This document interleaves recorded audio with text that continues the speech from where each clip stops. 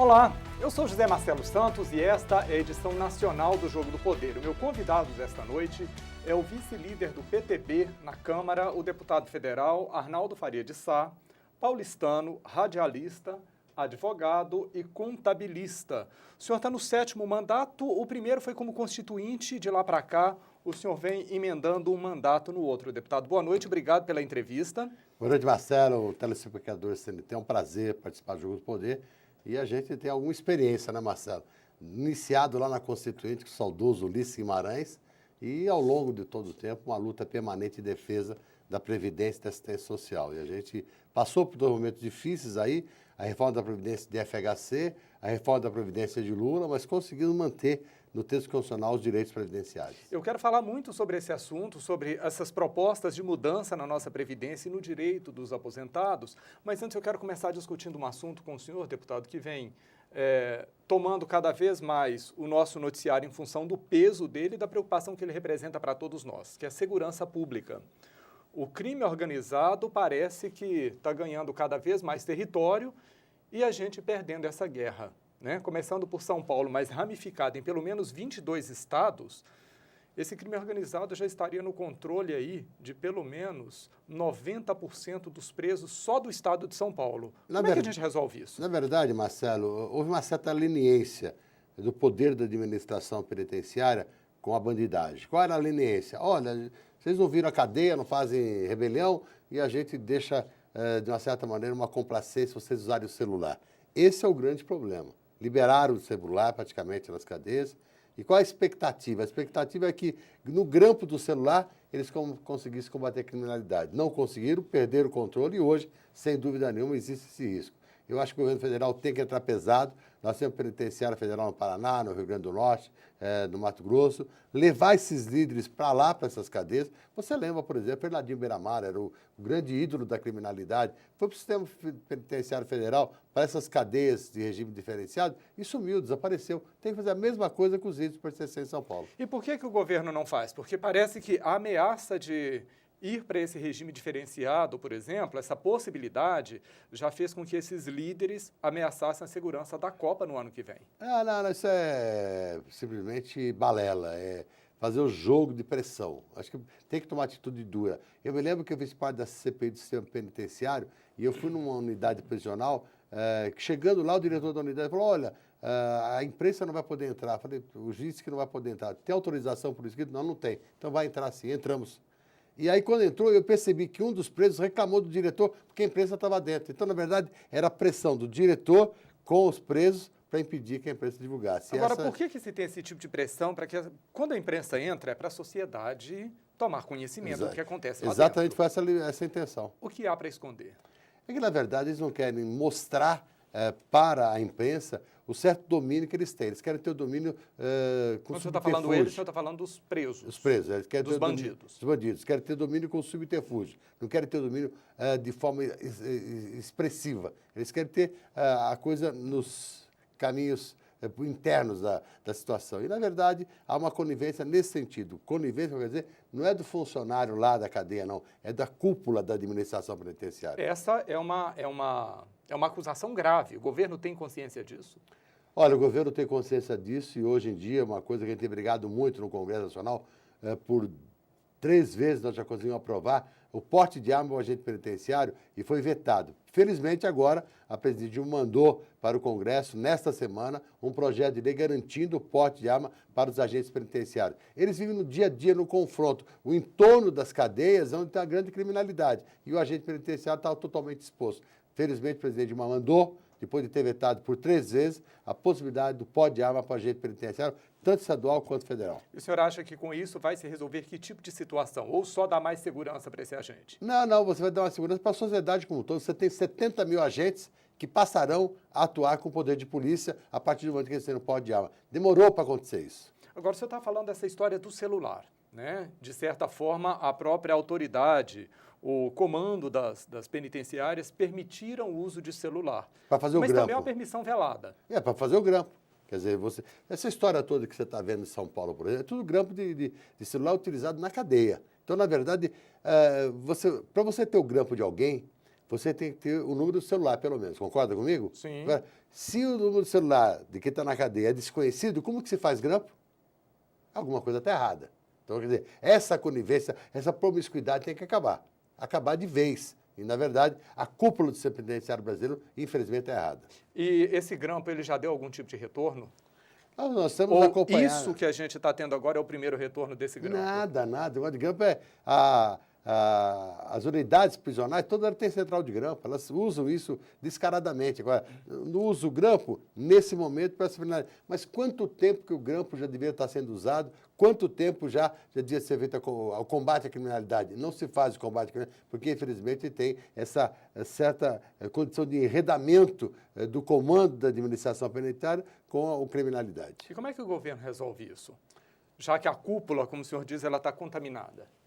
Tem que colocar bloqueador de celular nas cadeias. Ponto, acabou. É fácil. Tem aparelho pronto, vai lá, coloca o bloqueador, deixa entrar o celular. Se você está bloqueado, ninguém vai poder usar. E quem faz hoje esse caminho? Quem é que leva esse celular hoje para o preso? Ainda é o advogado? Advogado, família, visita, todo mundo leva. Então isso tem que ser coibido. Não adianta você contemporizar. Passar a mão na cabeça vai gerar mais problemas, Marcelo. Porque para o telespectador, para o cidadão brasileiro, dá a impressão de falência do Estado quando a gente fala de segurança pública. Olha, a segurança pública, a parte da questão penitenciária, é grave. É grave porque o policial civil, o policial militar ganha mal e, na verdade, ele usa a atividade de policial civil ou militar para poder ter o bico. O salário do bico é maior do que o salário oficial. Então, quer dizer, o salário pelo qual ele mantém o orçamento familiar é o salário do bico, não é o salário oficial. Então, tem uma inversão total de valores. Vamos melhorar essa situação. Então, tem uma proposta do Congresso Nacional da PEC 300, que está lá desde 2008, exatamente. Né? Piso Nacional de Salários. Na hora que você tiver essa questão, você vai resolver o problema, porque você dedicação exclusiva, salário à altura, vai permitir preparo, vai permitir treinamento, vai permitir uma série de coisas que hoje o policial não tem. Porque o policial... A hora de folga dele não é hora de folga, é hora de trabalho real. É lá que ele vai ganhar. Quando ele deveria estar descansando, quando ele deveria estar relaxando mesmo para entrar no trabalho mais equilibrado, ele está se cansando para descansar no Estado. Exatamente. Mas é lá o salário dele que sustenta a família dele. Não é aqui, na fonte oficial, que dá o salário de sustentação do seu orçamento. Mas ele precisa desse para ter aquele. E aí, essa guerra, pelo menos, estamos perdidas. Essa do bico. Essa praticamente perdida. Você viu em São Paulo o que aconteceu, né? São Paulo, a cidade de São Paulo criou o bico oficial. Quer dizer, a Operação Delegada é o bico oficial. E houve, inclusive, interferência do Comando da Polícia Militar de São Paulo para o prefeito da época, para não aumentar o valor da Operação Delegada de salário, que ia passar o salário oficial. Olha a vergonha. A Operação Delegada ia ter um salário maior do que o salário oficial. Houve uma pressão e essa questão de Operação Delegada foi disseminado por várias cidades do estado de São Paulo. Por quê? Porque o policial militar ganha mal, o policial civil ganha mal. E aí, então, você parte para o bico, e do bico para o bico oficial, que é a operação delegada. Isso não pode acontecer. E aí o cidadão fica na mão de uma polícia cansada e, às vezes, vendida também, né? Cansada, vendida, despreparada, sem o apoio necessário. Porque toda vez que a polícia vai tomar uma atitude mais dura, ele é recriminado. Ele toma uma canetada, essa canetada vira processo disciplinar, e aí ele acaba se intimidando e acaba não fazendo o que precisa fazer. Uma vez eu vi uma entrevista da ex-deputada federal e inspetora da Polícia Civil do Rio de Janeiro, Marina Magesse, e ela falando que não havia crime organizado no Brasil, que se você prendia o líder de uma quadrilha, a quadrilha automaticamente era desmantelada. Isso que a gente está vendo agora parece mostrar o contrário. Parece sim que eles estão organizados. O que o senhor acha disso? Eu acho que tem crime organizado e desorganizado. Quer dizer, na verdade, tem crime para tudo quanto é lado. Não tem uma polícia que faça o combate. Você precisa mudar todo o esquema de segurança para o nosso país. Você tem que melhorar a questão salarial da Polícia Civil, da Polícia Militar e facilitar a chamada Polícia Municipal, as guardas municipais. Esse é um grande problema que precisa ser resolvido imediatamente. Nos Estados Unidos, a grande polícia é a polícia da cidade, a polícia comunitária. E aqui no Brasil, as guardas municipais não estão legalizadas, regulamentadas para poder fazer o trabalho. E muitas vezes as prefeituras têm condição de atender melhor as suas guardas municipais do que o apoio à Polícia Militar e à Polícia Civil. Vamos explicar no próximo bloco como é que isso pode acontecer? Faça um rápido intervalo comercial, volto daqui a pouquinho com o Jogo do Poder. Não saia daí.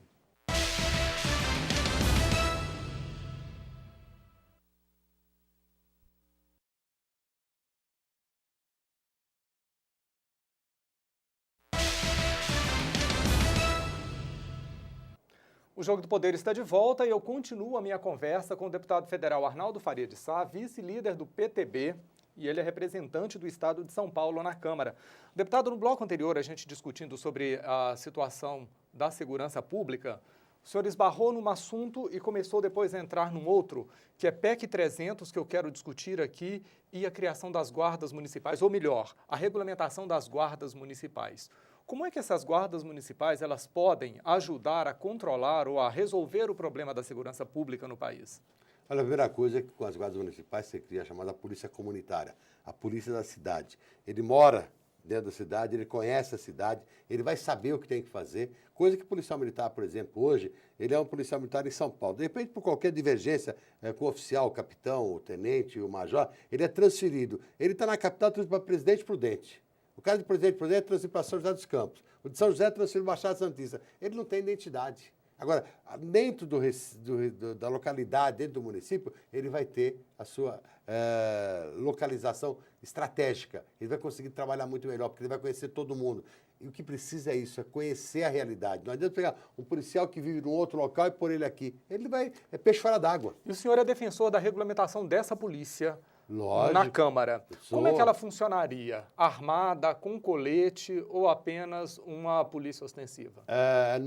Dependendo da lei do desarmamento, quer dizer, das chamadas regiões metropolitanas ou cidade acima de 50 mil habitantes, é permitido o porte de arma. O porte de arma, desde que você tenha também essa questão do preparo. Então, se a guarda é pequena e ela não pode ter uma escola preparatória, ela faz um convênio com a Secretaria de Segurança Pública, que já tem esse tipo de treinamento e de especialização. Isso é a Secretaria de Segurança Pública do Estado, de cada alguns estado. Municípios também têm essa secretaria. Não, mas quando a Secretaria tiver, ela faz. Quando ela não tiver, faz o convênio com o Estado vai dar o treinamento e o aperfeiçoamento, que é fundamental. Treinar e aperfeiçoar é fundamental para você ter efetivamente porte de arma. E você tem algumas cidades da região de Campinas e São Paulo, Valinhos, Vinhedo, Indaiatuba, que a grande polícia local é a Polícia Guarda Municipal, não são as polícias civis e militares. Quer dizer, elas atuam integrado com a Polícia Civil e com a Polícia Militar e fazem um grande policiamento. Por quê? A polícia comunitária, a polícia da cidade, conhece melhor a cidade do que o policial que vem de fora.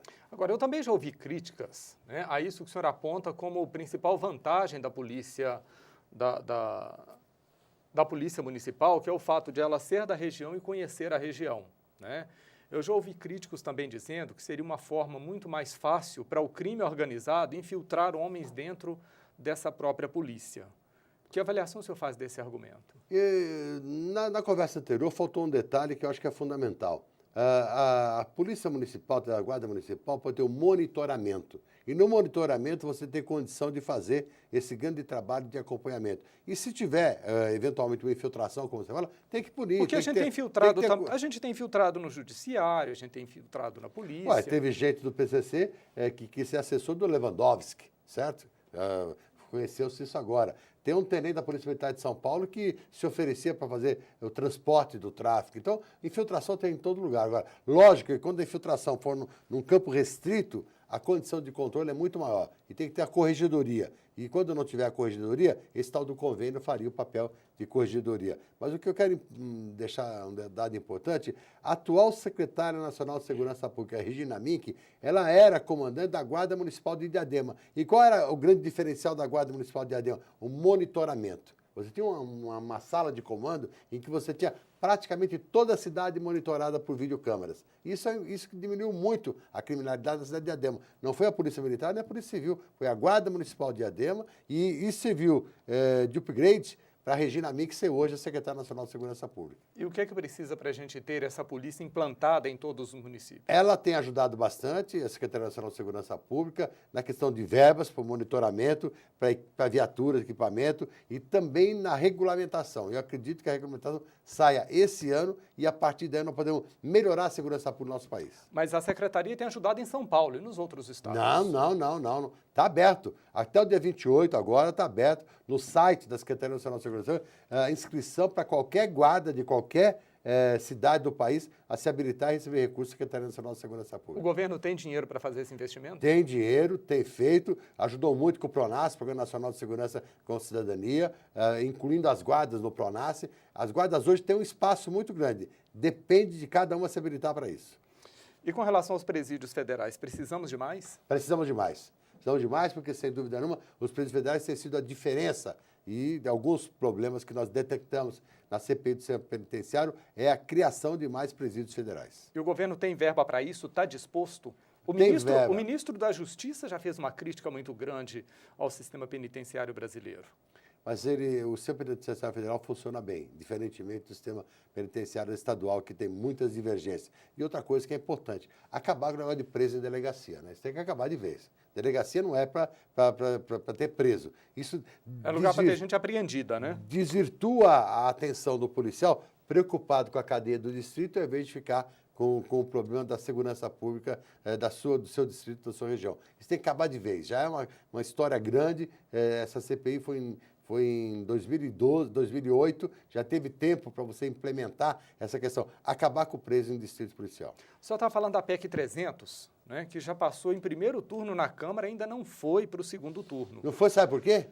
Governador de... É exatamente o que eu queria saber. Dizer. Governador da Bahia, Jacques Wagner, governador de Minas, Antônio Anastasia, governador de São Paulo, Geraldo Alckmin, governador do Rio, Sérgio Cabral, governador do Rio Grande do Sul, Tasso Genro, pressionando a presidência da Câmara para não colocar em votação o segundo turno. Se os governadores pararem de atrapalhar, nós vamos aprovar a PEC 300 e vamos ver grande parte da segurança pública do nosso país. E por que esses governadores não querem essa aprovação dessa PEC? Mas são os estados mais ricos, pelo que o senhor acabou de me dizer. Justamente, é os estados que não querem gastar mais com a sua polícia. Mas é onde tem mais dinheiro. E onde tem mais dinheiro, você tem razão, tem mais dinheiro, e onde precisa mais de implementar a segurança pública. São os estados que têm mais problema. Rio de Janeiro, Rio Grande do Sul e São Paulo são os estados que pagam pior as suas polícias.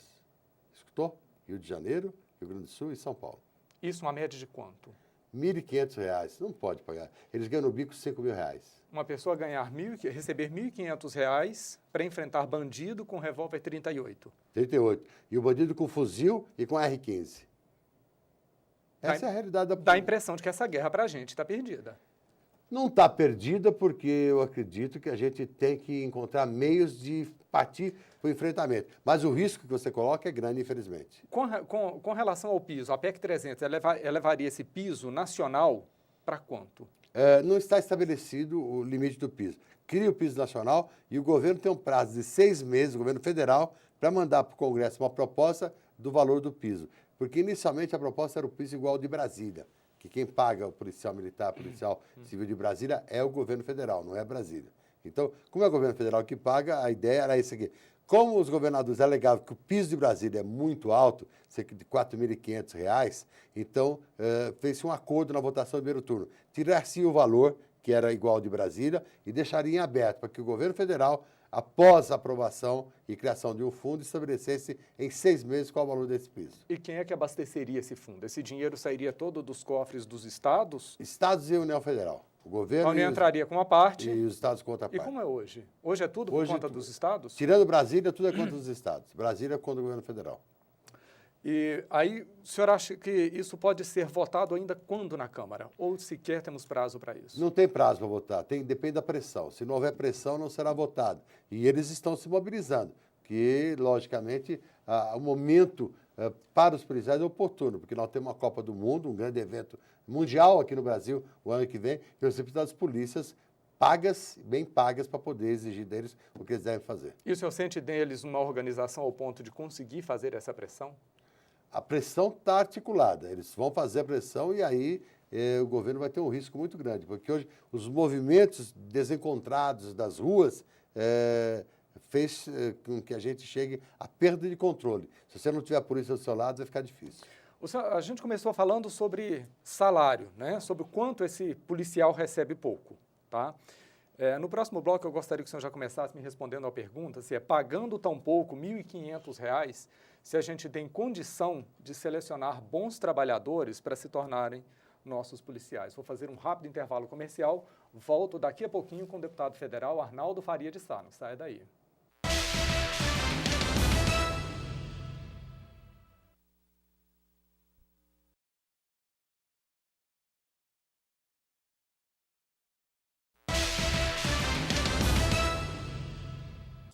O O Jogo do Poder está de volta para minha conversa com o deputado federal Arnaldo Faria de Sá, do PTB de São Paulo. Deputado, no bloco anterior a gente estava falando sobre remuneração de policiais, né? Aí o senhor estava me dizendo que eles chegam a ganhar apenas R$ 1.500 início de carreira para exercer essa função. A minha pergunta é, pagando R$ 1.500, a polícia tem condição de selecionar as pessoas para integrar o quadro e garantir a nossa segurança? Tem condição de selecionar, Marcelo, porque, na verdade, o número de candidatos a cada concurso é um número elevado. Então, com esse número elevado de candidatos, você consegue selecionar os melhores. Mas o que acontece é o seguinte... Mas dá para manter os melhores pagando R$ 1.500? É isso que eu estou te falando. O que acontece é o seguinte, mesmo pagando pouco, ele precisa da função oficial para poder exercer o bico. Porque, pela função oficial, ele tem direito ao porte de arma. E com o porte de arma, ele vai usar a sua arma no bico. E no bico ele ganha muito mais do que o oficial. Agora, ele precisa do carimbo oficial para ter o bico. Então, na verdade, essa é a mágica que dá sustentabilidade. Mas está invertida essa lógica. Você não pode ter a função orçamentária dele no bico como atividade principal. E ele precisa manter o oficial para ter a atividade principal dele, que é o bico. Isso está tudo errado. Precisa melhorar essa questão. Antigamente, tinha até uma punição para o policial que fosse surpreendido a fazer bico. Hoje, o bico já está oficializado, que é chamado de operação delegado. Agora, com essa oficialização do bico, a gente puxa para baixo a qualidade também, inclusive a índole da nossa polícia. Porque você usar o Estado como escada para você exercer uma outra função, a mim não parece lícito. Você colocou o dedo na ferida. É escada. O Estado serve de escada para a segurança privada. Quer dizer, então, na verdade, você tem a segurança privada que você paga para ter e deixa de ter a segurança pública, que é utilizada apenas com essa colocação muito feliz que você fez da escada. Isso precisa ser revertido. A reversão está aí. Todo mundo sabe dessa realidade. É preciso tomar algumas atitudes. Atitudes, se não forem tomadas já, daqui a pouco nós correremos risco, sim, você tem razão, de perder o controle da segurança pública. Você vê que a bandidagem está sempre querendo desmoralizar. No Rio de Janeiro, um momento positivo da polícia, as UPPs hoje já está sendo questionada, porque as UPPs, e você foi ao local onde a criminalidade mandava e impôs a polícia, mas hoje a criminalidade assumiu o domínio daquele território, mas a criminalidade já começa a espetar essa própria polícia para reassumir esse comando. Exatamente. O senhor acredita que corre risco deles conseguirem? Olha, os morros do Rio de Janeiro, durante algum tempo, já foram territórios das milícias. E se você não der uma reorganizada nas UPPs, as milícias estão preparadas para assumir esse controle. Com relação à qualidade do nosso policial, ela é reflexo também do tipo de treinamento que eles recebem? O Estado treina o nosso policial adequadamente? Infelizmente, não. Já teve melhor treinamento e isso precisa ser recuperado. E quem tem que controlar isso é o governo federal. O governo federal tem que impor essas condições de valorização e padronização das nossas polícias. E quando a gente fala de valorização, a gente não está falando só de salário. A gente está falando também de um suporte que esse Estado precisa dar para esse trabalhador, inclusive suporte psicológico. Psicológico e também equipamento, né? Porque, na verdade, você vê algumas viaturas de polícia aí sem a mínima condição de partir para o enfrentamento e a questão do armamento que nós falamos. Você pega um policial com 38 e vai enfrentar um bandido com R15 ou com fuzil. Isso não pode acontecer. Você tem que dar condições de combater a criminalidade.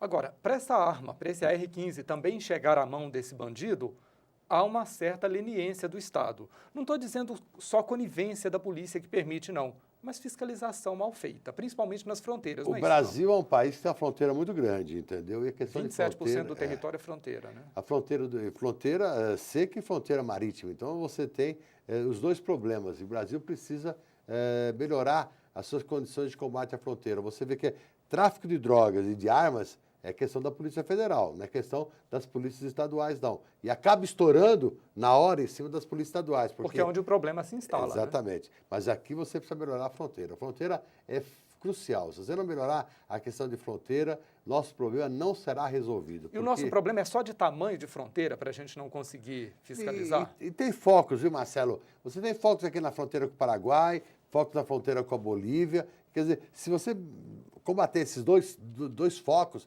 você diminui grande parte do problema. Aí, toda vez que algum especialista me fala em foco, eu sempre, pode até ser um pensamento inocente, eu sempre me pergunto, se o bandido sabe onde é o foco, Se o traficante sabe onde pode ter uma boca de fumo, se o usuário sabe onde pode comprar droga, por que é que a polícia não sabe onde está esse foco e não atua lá?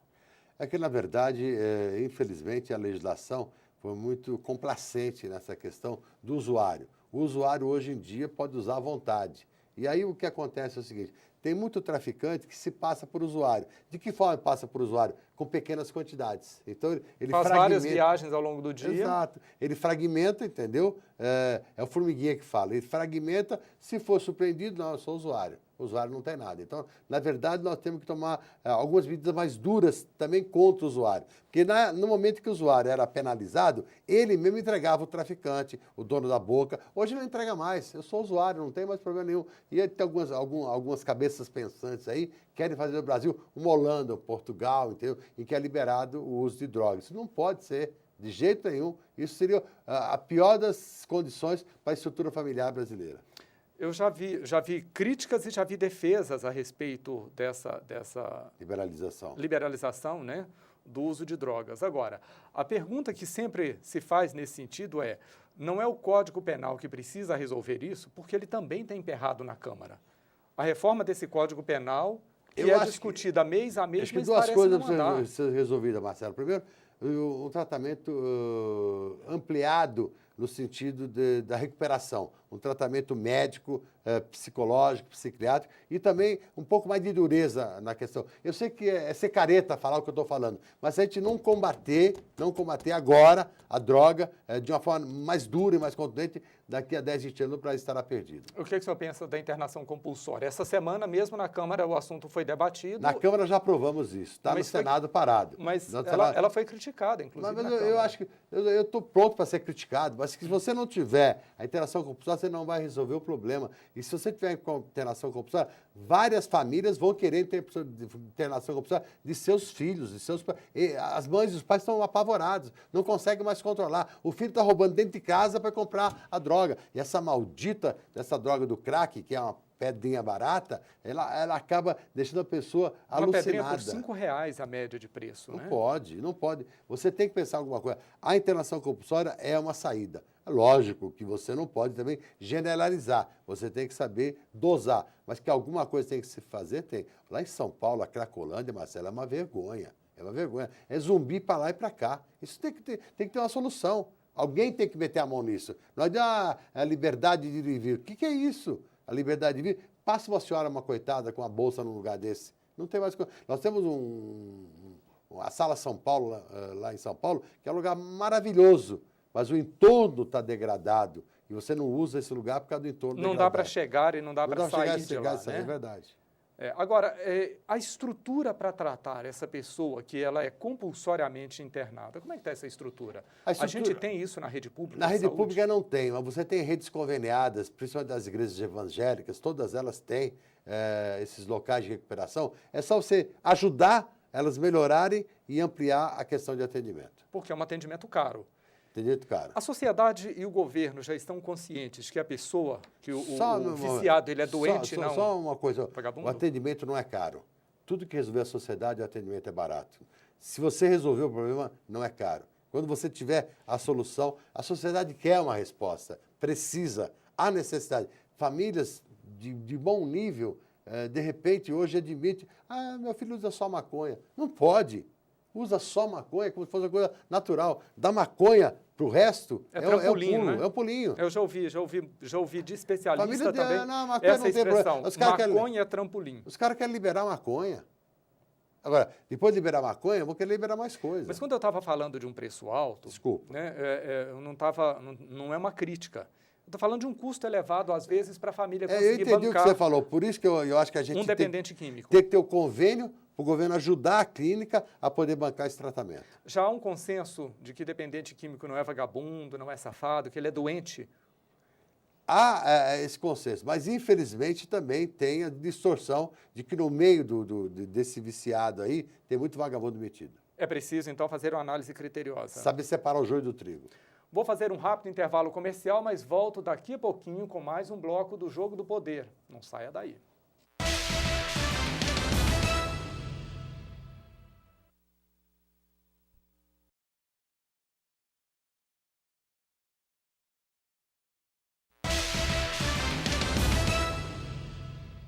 O Jogo do Poder está de volta e meu convidado desta noite é o deputado federal Arnaldo Faria de Sá, do PTB de São Paulo.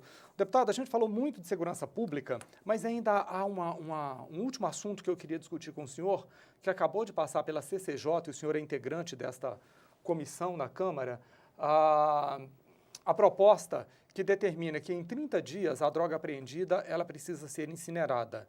Isso ajuda a controlar a quantidade? Resolve em que esse problema nosso? Resolve porque hoje você tem muito furto de droga armazenada, apreendida. Então, quer dizer, você resolvendo esse problema, você vai evitar, com aquele caso da Maria do Pó, em Campinas, entendeu? Que a droga apreendida, cerca de 500 quilos de droga, acabou sumindo, desaparecendo. Foi saqueada, né? Entendeu? Então, você tem que resolver isso. Apreendeu em 30 dias, fez o laudo, incinera, joga fora, desaparece, porque aqui parece porque não há o que praga. fazer com droga depois, né? É lógico, guardar droga é uma droga. Quando você guarda mercadoria apreendida, você pode leiloar, mas você não pode leiloar a droga. Não, a droga tem que incinerar imediatamente, jogar no forno e acabou, não tem jeito. Também passou pela CCJ uma proposta, né, que cria a contribuição, que cria a prestação de serviço para o estudante de universidade pública. A pessoa passou, está estudando na universidade pública, tem de prestar serviço comunitário. O que o senhor acha disso? Olha, eu acho importante isso, Marcelo, porque quem tem acesso à universidade pública são os filhos mais abastados. Fizeram escolas particulares, cursinhos particulares, conseguiram entrar na faculdade, e a faculdade você vê lá, só pelo estacionamento, dos tipos de carro parado lá, que não tem pobre lá não. Entendeu? Então, quando você cria o retorno através da oportunidade de prestar serviço comunitário, é uma obrigação daquele que usou o serviço público e de qualidade e não está retribuindo. O senhor acredita que essa vai ser uma proposta bem aceita pela sociedade? Olha, vai ser discutida. Tem gente que não quer nada, quer só a obrigação do Estado e não quer saber da sua obrigação. Nós temos que criar esse conceito.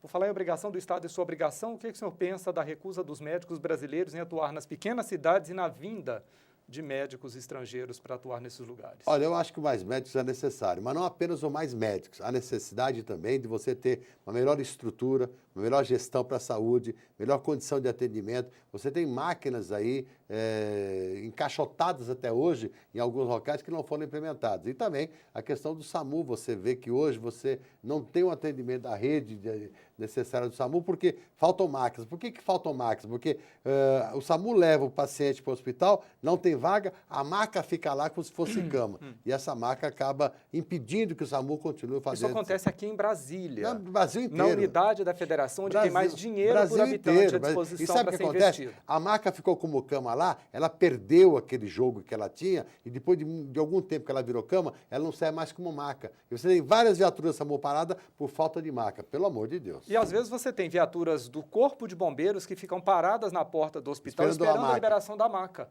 E não pode atender a uma outra ocorrência, às vezes. Eu acho que tem que grave. haver uma ação urgente do Ministério da Saúde quanto a isso. O hospital não pode prender a maca da unidade de atendimento do SAMU ou do bombeiro.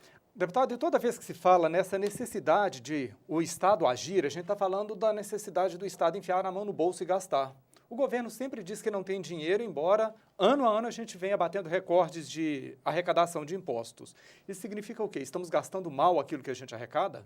Na verdade, o governo se esquece de um detalhe. Quem atende 60% da necessidade SUS no nosso país são as Santas Casas. É o sistema filantrópico. E o governo jamais quis ajudar as Santas Casas, achando que era o problema delas. Mas, na verdade, quem dá... Só que elas estão fazendo o papel do governo, que deveria ser feito pelo governo. Exatamente, você entendeu. Faz o papel do governo. E elas não têm condição de sustentar.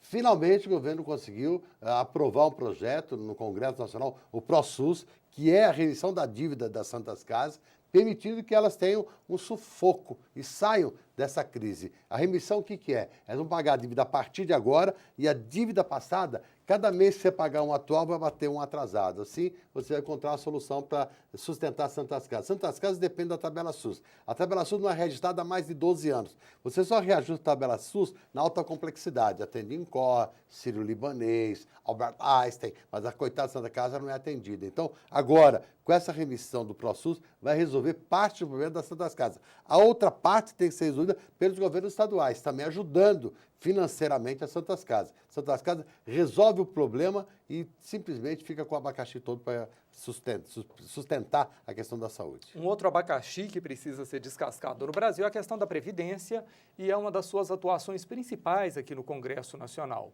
não é? Para o trabalhador que está na ativa, dá para garantir que vai ter Previdência para pagar a aposentadoria dele? Vai ter dinheiro, sim, não tem problema nenhum, Marcelo. Essa história de abacaxi, quem inventou foi o Garibaldi Alves, quando assumiu, disse que era um abacaxi. Só que até agora está com esse abacaxi no colo, não resolveu nada. E, na verdade, a Previdência Social no ano de 2012, ano fechado, teve um superávit de 70 bilhões de reais. Então, essa história de que a Previdência está quebrada é para fazer o jogo da Previdência privada. Querem dificultar a Previdência pública para vender Previdência privada. Fazemos o que eles vieram com a saúde. Acabaram com a saúde pública para vender saúde privada. E hoje você não tem Acabaram saúde. com a educação para ter escola particular. Aí você não tem saúde nem na pública e nem na privada. Não tem educação nem na pública e nem na privada. E agora querem fazer a mesma coisa com a Previdência. Então, na verdade, querer vender a Previdência pública com alguma coisa quebrada é fazer o jogo da Previdência privada. E aqui no Brasil, GBUX, KP, Montepio da Família Militar, Montepio disso, aquilo, não é exemplo para ninguém. Não tem nenhuma pessoa aposentada por um desses negócios aí. Nenhuma delas. E no próprio Estados Unidos, na crise de 2008, quebrou a Washington Mutual, que era a maior previdência privada americana. E a outra, a IG, a América Internacional Group, só não quebrou porque 70 bilhões de dólares do Obama foi colocado lá dentro da IG, que era a mesma que era associada do Unibanco, que acabou sendo incorporada pelo Itaú. Então, previdência privada, para mim, é uma coisa assustadora. Previdência tem que ser pública. E não adianta dizer que ela está quebrada, não. Quem vier, eu provo que não está. Se vier discutir comigo, eu quero ver a cara. O senador Paulo Paim diz que se o governo provar para ele que a Previdência está quebrada, que tem déficit, ele renuncia ao mandato dele. Eu associo a minha postura igual a do Paim. Me prova que está quebrada e que eu vou embora para casa. Agora, se tiver certo também, tem muita gente que vai embora para casa corrido. Esses dias o senhor não gostou, foi de uma proposta que foi derrubada na Comissão de Finanças, que é a da desaposentadoria. Eu queria que o senhor explicasse o que é essa desaposentadoria e por que da sua decepção com seus colegas parlamentares. É que, na verdade, a desaposentação é o seguinte: você se aposentou, continuou trabalhando, continuou contribuindo. Então, o que é a desaposentação? Que esse tempo pós-aposentadoria, em que você continuou contribuindo, possa ser agregado à aposentadoria. Lamentavelmente, se você contribuiu 2 vezes, então que isso some, não é isso? Se some. Então, que ficou chateado porque a Comissão de Finanças e Tributação, por uma ação deliberada do líder do PMDB, Eduardo Cunha, foi lá e derrotou a proposta. E na Finanças e Tributação, o projeto derrotado, ele é terminativo, ele morre, ele não vai mais prosseguir esse projeto. Então, é duro dizer isso, mas no Congresso deve ter muito deputado que é filho de chocadeira, né? Não tem pai nem mãe. Ou pelo menos não tem pai nem mãe que precisa de aposentadoria, é isso? Olha, acho que não tem pai nem mãe literalmente mesmo, porque um cara que deixa de respeitar o direito de um aposentado é uma coisa absurda. Ainda bem, Marcelo, que tem uma alternativa. Qual a alternativa? Tem um processo em tramitação no Supremo Tribunal Federal, que o presidente Joaquim Barbosa deve colocar ainda esse ano, garantindo a desaposentação. Pelo menos esperar essa alternativa lá. Apesar de ter um ministro lá, o Teófilo Zavascki, que é contra a desaposentação, já trabalhou contra no STJ. Espero que ele não trabalhe contra agora no STF. Deputado, infelizmente o programa acabou. Ainda tem uma lista de assuntos que eu gostaria de discutir com o senhor, mas eu quero já deixar o convite para uma próxima visita. Com prazer, virei. A você, muito obrigado pela audiência. Se quiser assistir mais o deputado, ele está toda segunda-feira com os meus colegas Adriana de Castro e Leão Lobo no Notícias e Mais, aqui à tarde da CNT. Essa edição do Jogo do Poder vai ficando por aqui. Muito obrigado pela audiência. Eu estou de volta na próxima quinta, às 11 da noite. Eu te espero. Até lá.